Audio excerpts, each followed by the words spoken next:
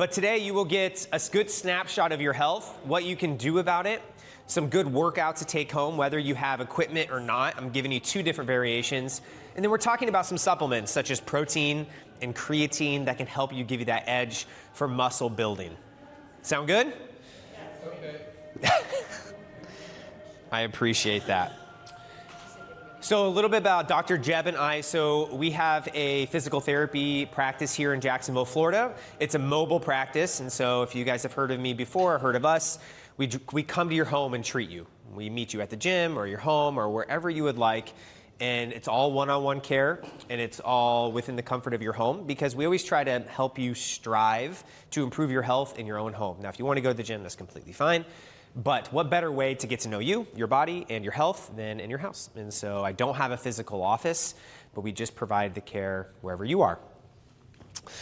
So we focus on not only improving aches and pains like a traditional physical therapy experience, but we take it to the next level. Because of what we do, we're able to look at the 15,000-foot view of your overall health and things that may be challenging, whether it's getting on off the floor, whether it's having knee pain, going up and down stairs, playing with grandkids, shopping, standing for long periods of time. All of those things are what we help our clients with.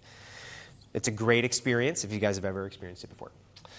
So when we're talking about getting on and off the floor, what's interesting is that something that an individual like myself or Jeb or Brittany take for granted kind of changes over time.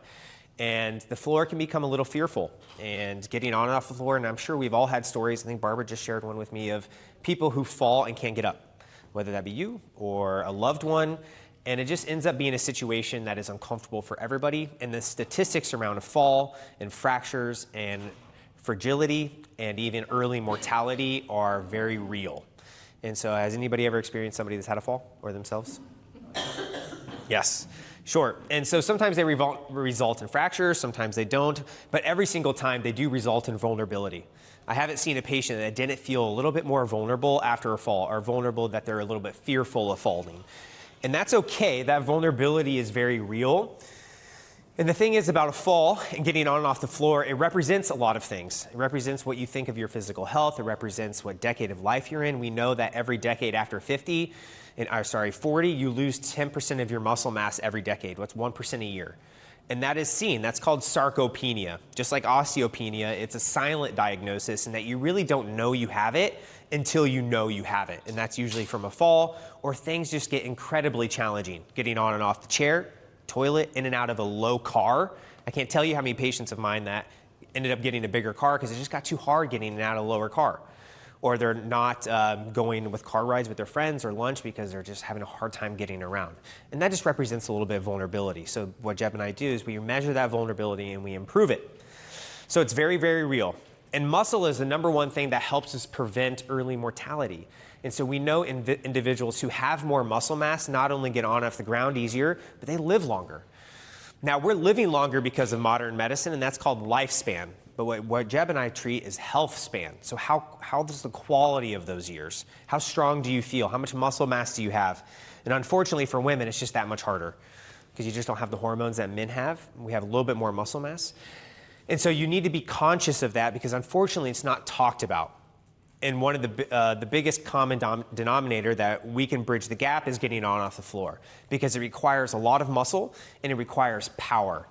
So if you guys have ever noticed, whether it be you or someone else, that things slow down over time. We tend to walk slower, get off the floor slower, get out of a chair slower, get off the toilet slower. And that's because we're losing some of those fast twitch muscle fibers, and that's called power.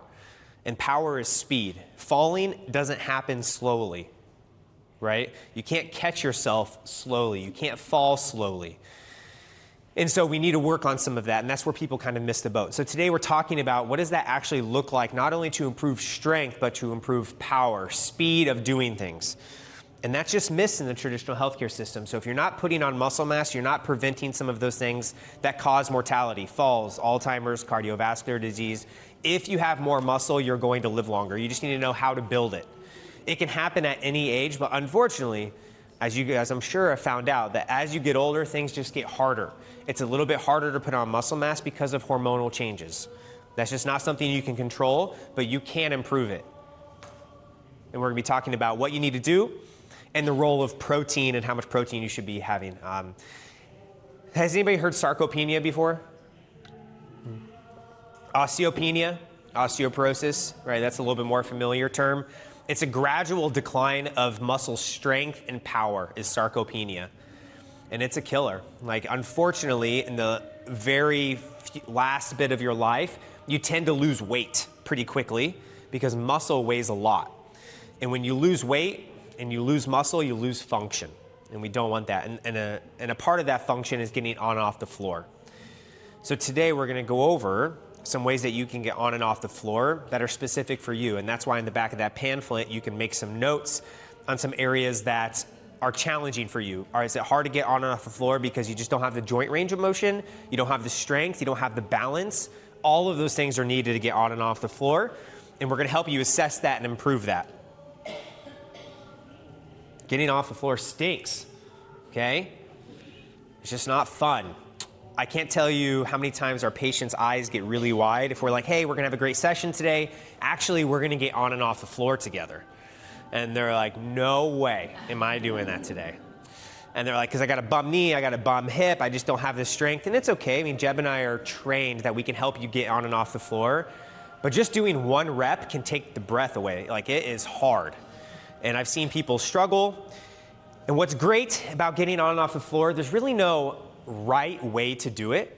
If it doesn't look pretty, at least you still did it, right? So it doesn't have to look the greatest, and we're gonna be going over that today if you want, because there's an interactive portion that you can practice getting off the floor, and we can give you some tips, but that's why there's a chair next to you as well. And it's okay to use a chair. It's not, the goal of working with us isn't to not use a chair. Great, if you can, that's awesome. But even if you have to have a little bit of help, that's okay. And we could teach you how to use your knees, or we could teach you how to use a chair, but it's okay. Just give yourself some grace. As long as you can do it, you can do it. It doesn't have to look pretty, it doesn't have to be easy, but you can do it. Even if you had a hip replacement, knee replacement, back surgeries, whatever. You gotta be able to do this stuff despite pain, because aches and pains are just a part of life. Okay, let's do some testing. So flip to the second to the last page of your pamphlet. I think you're going to see some categories there. And these are some of the things that Jeb and I look at when we're doing our one-on-one consult. Oh, I'm sorry. I want to start off by saying I only printed 25 because I had no idea how many people were going to show up. The good news is you can look out the neighbor and make some notes on your phone. You can just type in your results on your phone. Or you will also get this exact handout in the email that I'm sending out. Okay, so just be aware of that. So when Jeb and I work with people and they're like, hey, I've lost some, I feel like I'm just not doing as well as I could. These are some of the things that we look at because they've been proven to be correlated with your longevity and health span. So the first one is a 5-time sit-to-stand test. So you're in your chair right now. Now the sit-to-stand test does say to not use your arms, but if you need to use your arms, that's okay. But you can do and we can start a timer. Jeb, do you have your phone on you? So you want to do 5 as quickly and as safely as you can. You can rock as many times as you need to, but we're going to start the timer, and it's going to be, you're going to try to do 5. How's this going to work? Yeah. So, on and off the chair. Yep. Yeah. Okay, so we're going to set a timer for 15 seconds. If you can't get 5 done in 15 seconds, that's just a tiny sneak peek into your power. Now, if you want to try it, raise your hand if you want to try it. Perfect. So we're going to start the timer. We're going to go. Okay. So Jeb, you tell us when to go. Okay. Ready? Wait, hold on. Barbara had a question. Okay.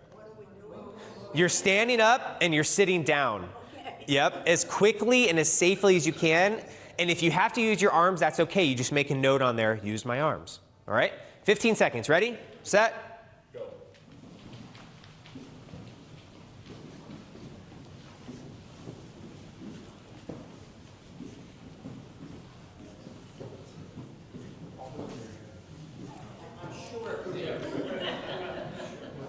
Time. We had some really good people in here. That's awesome. All right. So whatever your number was, write it down. Or take a mental note, type it in your phone, whatever you want to do.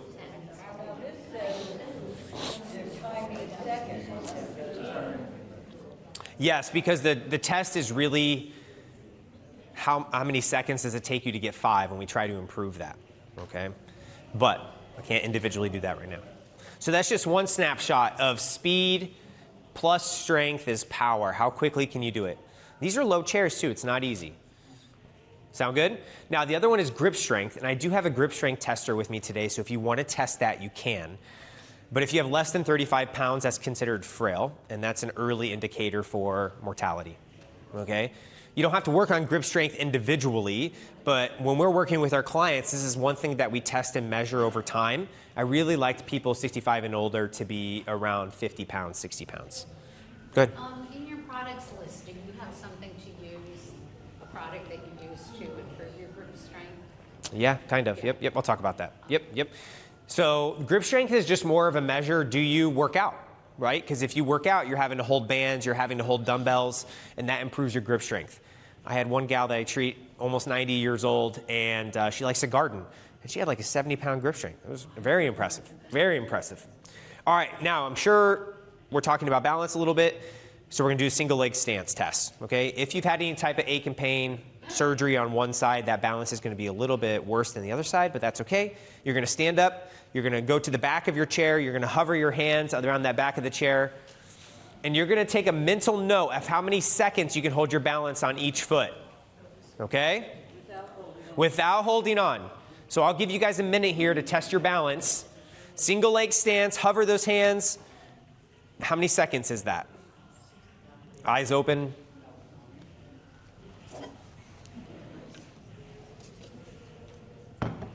Make sure you test both feet. It's okay to be a little wobbly. It's all right. So this is static balance. This doesn't really represent falling or dynamic balance, but it's just a snapshot. Okay? You guys got both feet done? Oh, not yet? Yeah, so, really less than 5 is not great. Over 5 is good. Okay? All right, very good. Now, we're gonna test the fun stuff, which is getting on and off the floor. All right, you guys can sit back down, that's great. Now, does anybody practice this regularly or do stretches on the ground every morning? Okay, perfect, good, very good. Does anybody want any constructive feedback on how they get on and off the ground? Yeah, we have a volunteer? Let's test it. Come on up. Yeah. Now, like I said, there's no pretty way or anything. What's your name? Helen. Helen, nice to meet you. I'm Michael. Nice to meet you. So we're going to use the chair.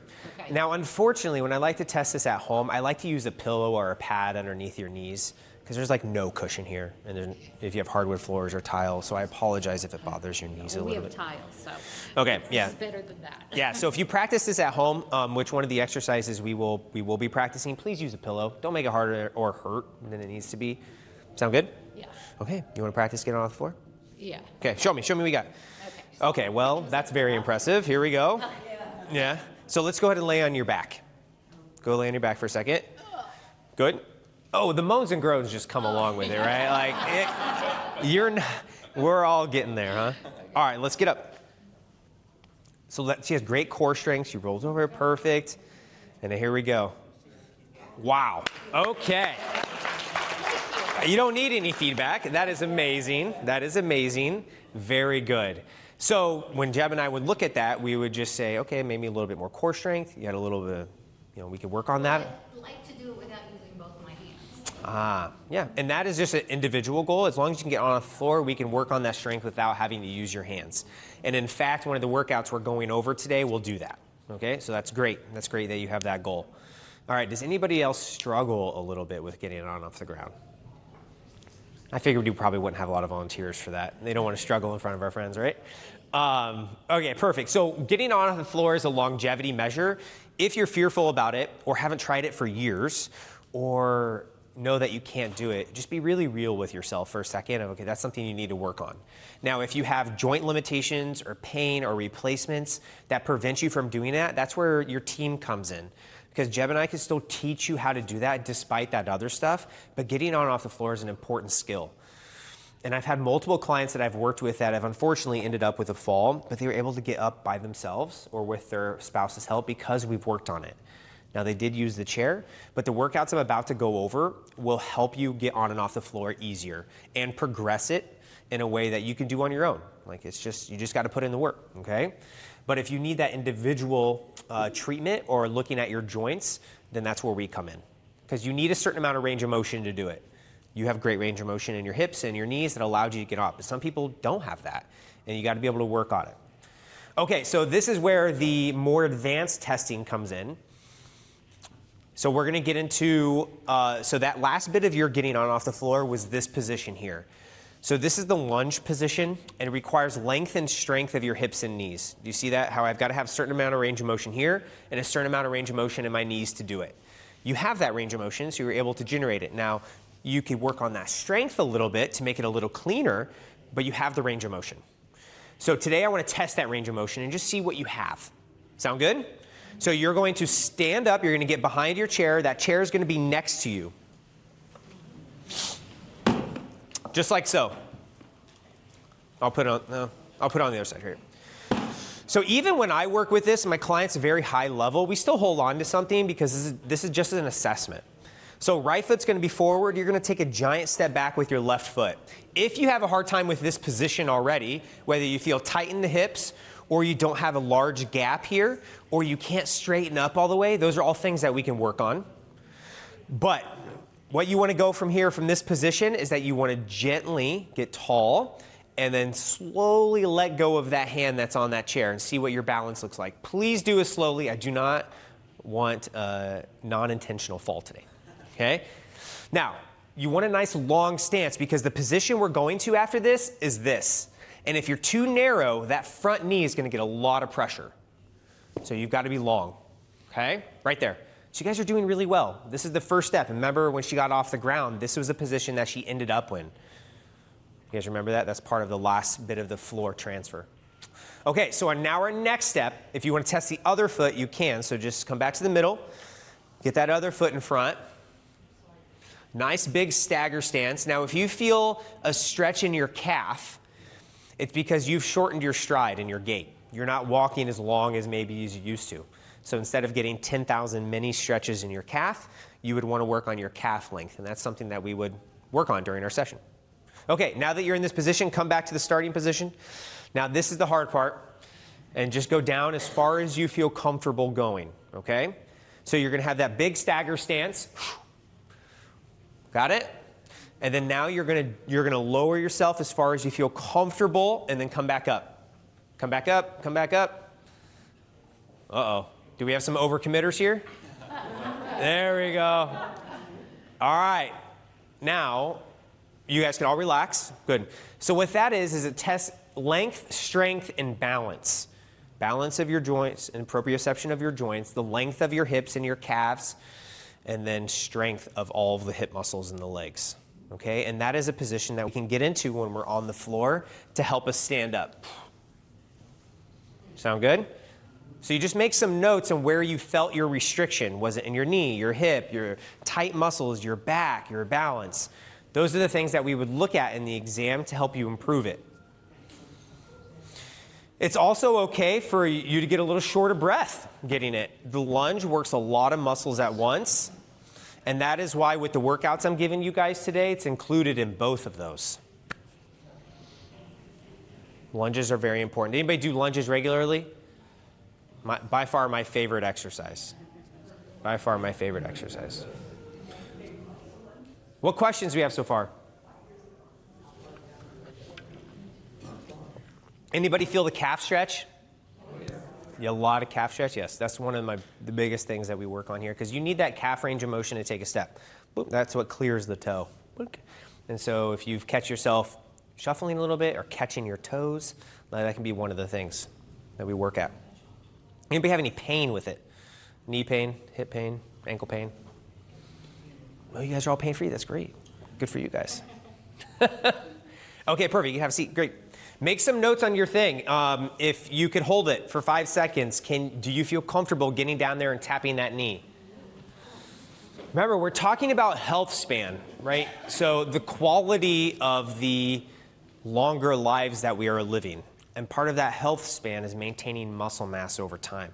And that muscle mass is just easily tested by things like the lunge or getting up from a chair without using your hands.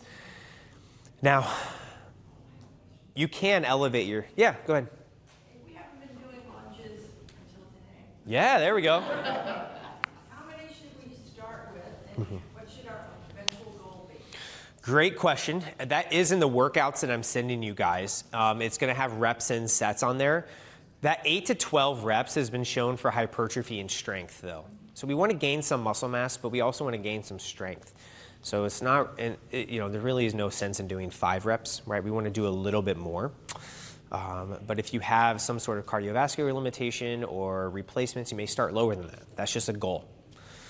And I don't know if you guys should realize, but when Jeb and I work with our patients, we just have high standards, right? We want you to be in the top 10% for your age because we know you can achieve that with some hard work and the quality of your life just improves, right? Less doctor's visits, less fear of falling, less everything.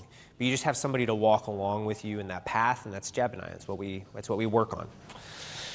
So it can improve, it can get better, you just have to work on it. But you just have to be really real with yourself and realize where your vulnerability points are. Balance, strength, power, could be any of those things. So when we first start working with our clients, we start with the form first, and then we increase the difficulty by adding a little bit more speed, and that's power.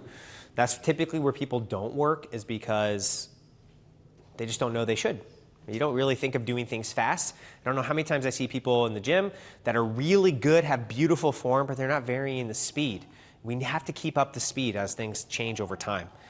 But you have to do it safely and effectively for your joints and your back and your other medical conditions. And that's why sometimes working with a PT is just helpful to help you and get those questions answered.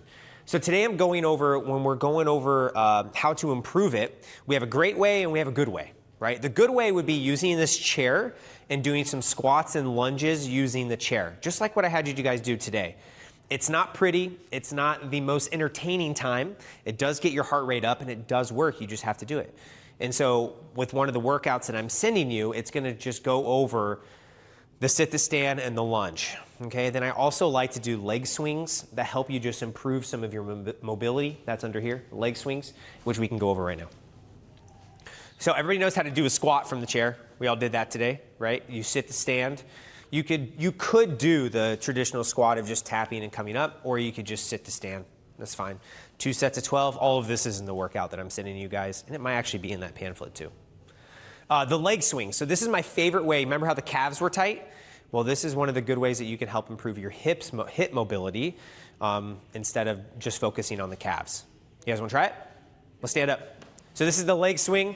You can ask Jeb. I probably do this with every single client because it is very, very important, and it mimics walking, and it mimics single leg stance. It just does so many things for us. Okay, so if you're holding on, you're gonna be right next to your chair.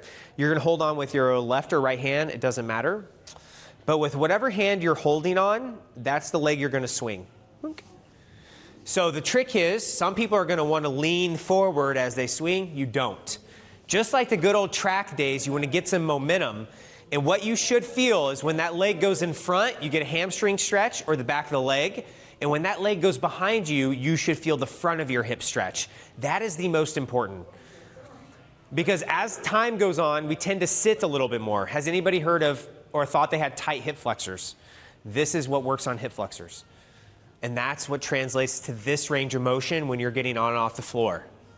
Okay? This is hip flexion, hip extension. So when that leg goes behind you, just like track days, you want to get a little speed. Remember, we want to improve our speed. Things slow down over time. That front of the hip should stretch faster. Good. Everybody feel that stretch? Now you can't just do one leg, do the other leg too. You got to give the other leg some love. Turn around. Don't kick your partner unless you're married to them.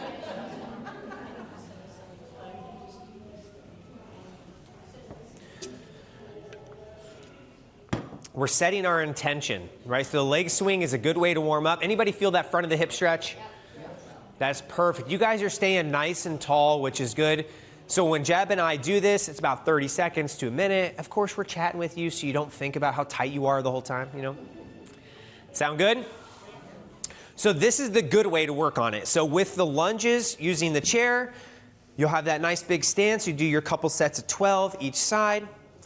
You'll do your leg swings, and then you'll do your sit to stands from the chair. That could be enough workout for you to progress over time to improve getting on and off the floor. Sound good? Yep. Now, a bonus is that using this chair, and my clients, you know, they have a love-hate relationship with this, but when you use that chair to help you get on and off the ground, we can use it as a workout as well. Both hands on the chair, and you switch, and you work on hip mobility and strength that whole time, okay? So it gets your heart rate up, but it also makes you work on that range of motion, and what you're focusing on is just able to get on and off the ground, but what Jeb and I like is that mobility you need for this, boom, right? That hip mobility to get through that range of motion. Anybody want to try it? It doesn't feel great on your knees on this ground. Sorry, guys. But both hands on the chair, face the back of your chair. You're going to lower yourself to the ground and just work on getting up from that position. Work on each leg and pressing on that chair to help you out. Now, if your knees are screaming, just don't spend too much time on the ground. If you need some assistance, just raise your hand and Jeb and I can help you. You guys are great. I love the participation.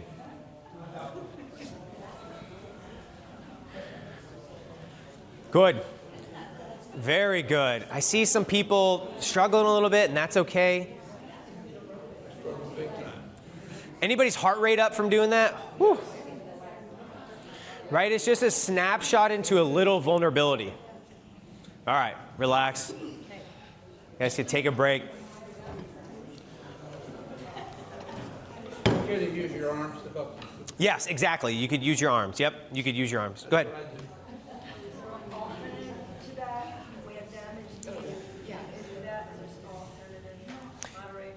Yeah, so when we're working with our clients and we're trying to improve that, we will still work on it if you have knee pain, just so we can know you could do it. But I do recommend you could do it kneeling onto a pillow or a thick foam, okay? I think it's a skill that you can still work on. But we wouldn't force you to have knee pain, right? So if it hurts, we just want to make sure. Yeah. Okay. Yeah, we wouldn't force you to do any extra damage. But is there something else that also strengthens those same muscles? Yes. Yeah. So you wouldn't go down as far, right? You would do the lunges and squash, just not go down as far. But I'm going to show you an alternative here, and that's the great way. I'm biased because I love this device, but it's a suspension trainer. I know they have them right next to Jill's office. But I'm going to demonstrate. Has anybody not used one before, a suspension trainer? Okay. Wow, only a few people haven't used one. Great. Well, I love suspension trainers, and that's one of the workouts that I'm giving you guys today because of that right there. Because, go ahead, Jill. Just mentioned that I do share your video once in a while on weekly fitness updates. Oh, thanks. I shot a picture of you and then the link. Oh, thanks, Jill. Yeah. Yes, and so I do have plenty of videos on this as well, but I want to demonstrate it. I've got it hooked up over here, so if you guys want to take your attention. What's that? Sure, go ahead. Yeah. Dr. Jeb will move it for me here a second, but a suspension trainer is great because I haven't found a device that is lightweight, easy, portable, so small, and it allows you to get to full range of motion safely. I've never had anybody fall using this. I've never had anybody have it ripped out of the door, and when I'm not around you or when Jeb and I are not with you, you could use it. The hardest part's the setup, guys, and you just saw the hardest part. Now, as long as the door doesn't open up towards you, you're safe. There we go. So you'll see one of the workouts I'm going to give you guys. Now, there's about 1,000 things you could do with this. But when I work with my clients and we're improving strength, form, and power, which is the speed, I use this. So I want to show you a couple examples, and if after the talk you guys want to come up and use it, feel free to try it out. But I haven't found a device that is more cost-effective and easy to use, that is effective for improving strength in your legs and hips, which is what you need to get on and off the ground. Sound good? Let me show you. So as long as the door opens up, like it's impossible for this to come. Like I can't show you guys enough that it's not going to fall. Some people may still not trust it, and that's okay. But you know how the squat, you got about 90 degrees there? What this allows you to do is get down through that full range of motion there. So when you go into that full range of motion in the squat, you're like, okay, my knee's not gonna handle that. And that's okay, but you can work into that range of motion, but it just activates that much more muscle fibers, which makes it that much harder, and you get more from it. And I don't have to be around you, and it's great because you don't have to worry about falling. You don't have to think about balance even for a second. So you lean back as much as you want, you go down, and then you come back up. It's that simple. Now you can use your arms as much as you need to, and if you want to use your arms less, you just scoot back a little bit, and you do it there. It's totally fine. It just allows you to lean back and get into a bigger range of motion. Now, if you look into your pamphlet and what I'm going to send you, there's a QR code there, and I linked this. So if you're interested in this, it's like $30. It's not that bad, and it's a great device that you can use at home. And Jeb and I often set this up on visit 1 or 2.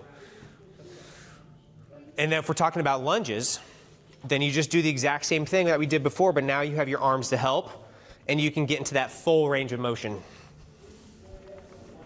Here? Pretty cool, right? You can do alternating lunges. So we work on form, strength, and then we work on speed. I've got a 90-year-old that I treat right now. I recently have him do this. Right? Because he can lean back into it, doesn't have to worry about his balance, and that plyometric or that speed component's what you need to get up from a chair. We don't get up from a chair in 5 seconds. We do it quick. We don't fall in 5 seconds. We fall quick. Okay? What else? I had lateral lunges on there too. So when we're talking about hip mobility to get on and off the ground like she demonstrated, you need that lateral mobility as well. Here. Why am I doing it? Who's going to volunteer? Have you used one of these before? Oh, yeah. Oh. A lot. Oh, we have a pro. No. Okay. So show us the lateral lunge. So the step to the side. Whoa! Overzealous. Yeah. There we go. Look at that form. And so what she doesn't have to worry about is falling, I think. Except the first time. Yeah, except the first time. But I bet you she didn't start off with this much range of motion in her hips and legs. And she feels completely safe, right? Yeah. Good, thank you. So we had the squat, lunge, and lateral lunge. Thanks. But there isn't anything I've found that you can get more depth than that. That depth is really important. That range of motion is really important. Because if you look at the definition of arthritis and osteoarthritis and stenosis, it's a loss of range of motion over time. We just lose range of motion. You can't stand up as tall. The hips don't move like they used to. The knee doesn't move like they used to. But this works on range of motion. For the side ones, the speed is important, or is extension going down? Which one is more important? Yeah, so we work on form first. And so as long as your hips and knees are okay, then we work on speed. So we'll include things like timers in our session and to help you speed it up a little bit, to get that heart rate up a little bit, because we need that resistance training. Whoops. That makes sense? Yeah, speed is important. Power is important. And that's one of the biggest things that's missed in traditional care is working on the speed of things. The speed component comes into you're trying to stop yourself from a fall. So if you speed that up, that's simulating, catching yourself. Exactly. And you may have thought that you would never jump again in your life, right? But you can jump with this. It's safe. Anybody want to try it? Let's get crazy. Anybody pretty good at doing squats? If you're pretty good at doing squats, you could jump. You pretty good? Yeah, come on over. What's your name? I'm sorry. What's your name? Oh, Minette. Minette. Minette. Nice to meet you. Thank you. I'm Michael. Now show me your squat. So this is what we do first, right? Now we don't do jumps on visit 1, but I think it's just Okay. fun to do some crazy things. All right, just do a normal squat. You lean, but have you used this before? No. Oh, first timer, okay. Well, you see how easy it is for her not even used this before. She just listens to her body and she has good depth. How does that feel? Fine. Yeah. And what's stopping you from going lower? Probably my right knee prosthesis. Oh, you have a knee replacement? Yes. Okay, and you want to jump. All right. All right. No, When was the knee done? 3 years ago. Okay. So Yeah, I'm we're fine. okay. Yeah. Okay. So remember, it's not about how high you get off the ground. It could be this high. It's still a jump, right? Okay. So when you're doing the jump, you're just going to load like you were doing before, and then you come up a little quicker.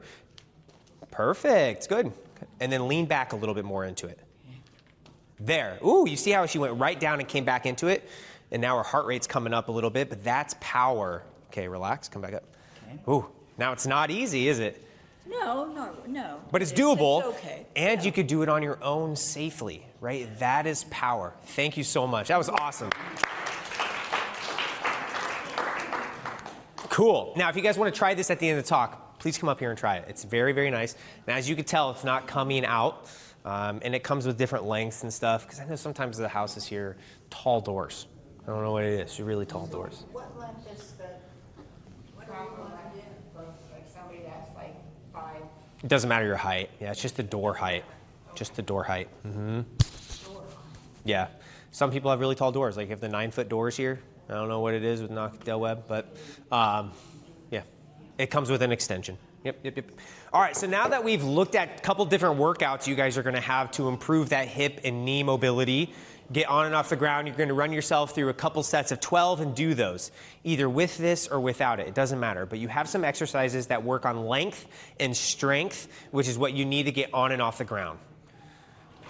That's what you need. Now, it's okay to use your arms to get on and off the ground, but you have to have length and strength of your hips and knees. And if you don't have that, that's okay. You just work on it. Now, let's talk about protein. Now, I had a hard time just really boiling this down to make it super simple. Honestly, if you can get 100 grams in a day, that's great. And then 20 to 30 grams in one bolus or one meal will help you stimulate some protein synthesis. And so a lot of times this is in the handout too, but it just helps you stimulate some protein growth along with your workout. You need to maintain protein intake over time to help maintain muscle mass. It's the #1 builder. Now, in the email that I'm going to send you, I'll send you a couple examples that I have my clients use. There's going to be a plant-based option. There's some ones that you make yourself, and there's some pre-mixed ones as well, depending on the amount of effort that you want to put into it. Now, creatine monohydrate is one of the most well-studied supplements out there, and it's getting a lot of light recently. But it is safe for all individuals to use. 5 grams, go ahead. Say it again, please. What is it? Creatine monohydrate. Right here, creatine monohydrate. It's a supplement. It's a powder, tasteless, odorless. That 5 to 10 grams has been well studied to help you improve recovery, endurance, muscle strength. And there's even some data for mental health as well. Alzheimer's, dementia, that type of thing. Has anybody heard of creatine before? Yeah, it's cheap. You can buy it. I'll send it a link, but it comes with a ton of servings. And it's been shown to be really, really effective. A lot more effective than we thought. This will be in the email that I'm sending you. And then vitamin D3, that is something that you have to get measured to help supplement, but these are all things to help promote longevity of your muscle mass. Muscle should be seen as an organ. It's one of the most important organs in your body that you should maintain over time, and these workouts do great. But honestly, in this stage of thing, you just want to be doing everything you can to maintain muscle mass. And these are some easy ways to help you do that. So you're making sure you're getting caloric intake, protein intake, and then you're doing some things to help maintain your muscle. That makes sense? Pretty straightforward. So when we work with our clients and we're looking at getting off the floor, it usually represents other things. It's just vulnerabilities. Vulnerabilities in your balance, your strength, your power, your length of your muscles, your joints. You just want to recognize those vulnerabilities. And then we just don't like seeing people who are frail, who are fragile, who don't feel like they're going to have the most quality in the next 10, 15 years. So we try to improve that. And if you're not getting off the floor and not exercising and not doing hard things, that avoidance is going to result in a loss of muscle mass, strength, endurance, and speed, which will make you more vulnerable. So you've got to build up your bank account, because that bank account is muscle mass. It's that cardiovascular endurance, it's that muscular endurance, it's that strength that you've worked so hard for maybe just that one event or preventing that one fall that made all the difference. Because statistically speaking, falls after 65 do not go well. And I'm sure you know people or experienced it yourself. It's just different. And if you can exercise and improve length, strength, and endurance, get your weaknesses assessed, get a tailored program to improve it, you can improve your bone density, your muscle strength, your ability. And it's just things that aren't, I don't know why it's not addressed in a traditional healthcare system, but it's not fancy. It's a ton of hard work, but it is worth it. And you're looking at the people with the best health span, that's what they're doing. That's what my clients do. That's what our clients do. It's what we do to strive to put them in the top 10, 15%. So you got to build up that bank account. You got to put in that effort. You guys go to the dentist every 6 months. Like, you got to maintain your muscle mass. Like, you got to talk to somebody that could do that with you. And so you have options. You can work on this program. You see where you're at. Was it your balance, your muscle strength, your muscle length? What was it that was limiting? Was it your cardiovascular endurance? I don't know. You did all the testing. You see where those are at. And you can just, if you want to take that and do the workouts, great. You can also get a one-on-one assessment with Jeb and I that we would just sit down and look at your joints, look at your hips, look at your back, see where you're at, see what needs improved, and go from there and give you something that's a lot more tailored that you know that is specific to your body. So we can move those numbers up, but more importantly, just move up how you feel. Right? You know how you feel about getting on and off the floor and doing hard things. And that typical roadmap, the typical session with us is that we look at your body, we do the evaluation, we focus on form, we address the low-hanging fruit, then we improve strength and speed and range of motion over time. Sometimes it takes 3 visits, sometimes it takes 8. But I can tell you, if you just dedicated 8 hours of time, you would get a ton from it. And that 8 hours would include the evaluation, and we would put together a program for you, help you address the aches and pains, and get stronger despite them. I want to show off a client of mine. So this client of mine came to me with some severe knee stuff. Doesn't have the best knees in the world, but this is what we progressed to, and this was just taken last week. And I'm very proud of her. We've worked really hard to get there. And see, she still uses the table. That's our table that we bring. But she did it. And I was really, really proud of her. And she is nearing the 8th decade, so it's great. And this could be you too. It could be all of us. Hopefully it's me, for sure. So the next steps would be to do those workouts, practice getting on and off the floor. Doesn't have to look pretty. There's no magic secret sauce to getting on and off the floor. All it is just hard work and effort and working on the length and strength and the mobility of your hips, and you can improve it. That 90-year-old guy that I told you was doing jump squats, he didn't start there. In fact, halfway through our care, he fell and broke his arm. I get a call on Christmas Eve from his wife. A lot of my patients like to call me, which is great because I enjoy the relationship with them. I get a call, he broke his arm, we got him started up on PT right away, and that was it. He got out of the hospital, he got better, and that was the end of it. But if we hadn't been working on that stuff, I have no idea how that could have happened or what his future could have been, but I'm glad I'm still working with him to this day, a few years later.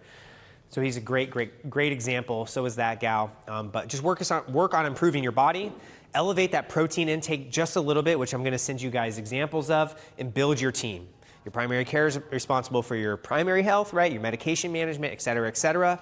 But sometimes you just have to sit down with an expert, look at your body, look at your muscle mass, look at your function, and see what you need to do to improve it.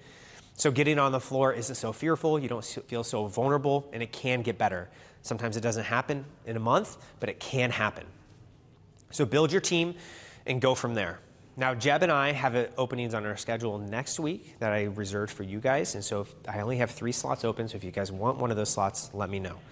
And before you ask, yes, we're in network with Medicare. The average visit cost with a Medicare client is $50 a visit. We come to you, we build our schedule around you, and we just go from there. Everybody's plan is tailored and individual. So if you're interested in that, talk to Brittany. She has the slots on the calendar. We can go from there. But before you leave, if you want to try this suspension trainer or you want to get your grip strength measured, come on up and chat. But feel free to talk with Jeb and I, and we'll answer all your questions for you. Okay? Thank you guys for coming, and I'll send out the email soon.